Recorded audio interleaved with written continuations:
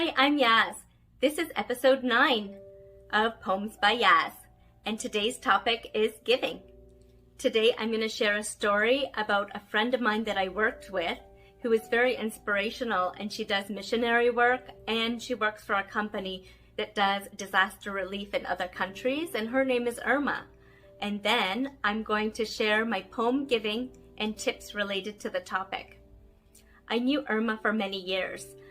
We're both nurses, and before I was married, I was always working, and at Christmas time was a very busy time for me, so I didn't have time to go visit my family, and I didn't really make plans that day that she invited me over. But she invited me to her house to have dinner with her family. She was very insistent that I come to her house, so I did go, and it was a very nice gesture. So I would say thank you, Urma, for inviting me for the Christmas dinner many, many years ago. And then our story doesn't finish there, because my son, now he's 6, but when he was a baby and outgrew his cart seat and stroller, I gave it to Urma because she works with her church and she collects different items and she gives it to people in the community that are in need. And she gave the stroller that I was no longer using and car seat to a family that really needed it, and they couldn't afford to buy one. So I was really happy and very appreciative that it went to someone that really needed it. Another thing about Urma is she does missionary work. So many years in a row, she went to Guyana for 3 weeks at a time. She used to go very often there. And she did education for people in different villages, and she'd teach them about diabetes, regulating blood pressure, and good hygiene, because some people in those villages don't have that education, and it was really needed. And another thing that she does is she's an ambassador for ADRA.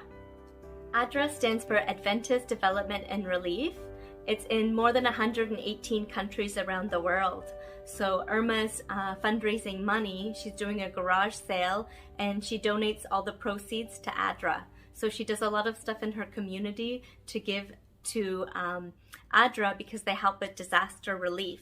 So what they do is they provide fresh, clean water to people in need, countries in need. And they can provide a cow or a goat so that people are able to give their own milk and be sufficient on their own and be sustainable. They give soil so people can plant and make their own plants so they can have food. So I think what she's doing is very great. I'm going to share my poem, Giving. Giving is the greatest reward a person can have. Giving to the less fortunate and watching the happiness on the faces of the ones in need. Sometimes we take things for granted, and it is the appreciation in others that needs to exist. The best way to make the world safe and secure is to give to the ones in need. And one day your kindness will be returned when you are the most in need. In the poem, I talk about giving. And giving is giving to somebody else. It's involuntary, and you don't need compensation for it. Giving can be contagious, and it can make you feel happy. Giving can be good for your health because you're helping somebody else, and maybe in the future somebody will help you, so your giving somebody else can be returned. There's different ways that you can give. I know every year we send non-perishable food items for my son's school. You can even donate them to the grocery store, and they can give it to a food bank. You can also pick a charity. I've seen people on Facebook pick a charity for their birthday, and their friends will donate, for example, an animal shelter. You can send a snack to school with if you have children, an extra snack, and if there's another child that wanted an extra snack or didn't bring enough food, then your child can share that extra snack that's peanut-free with somebody else, and that could be really appreciated. I'm thinking about the concept pay it forward. There was one time I was at the Tim Hortons drive-thru in Barrie, twice actually. Somebody that was in front of me, a car, they paid for my purchases. So I ordered a coffee, but it was already paid for. And I did that in return. So another time I was buying a coffee, I paid for the person behind me. So I used that concept, like pay it forward, like I'm also helping somebody else. So it's greatly appreciated when you help somebody, even if it's like a simple thing that you do.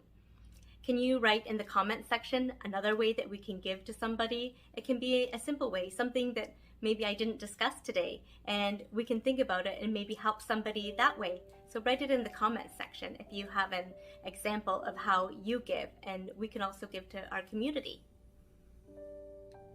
Other ways of giving are spending time with other people. If you spend time with other people, they really appreciate it. And another way is volunteering. You can volunteer, you can make somebody laugh, and you can also give other people compliments. Those are other examples that are also giving.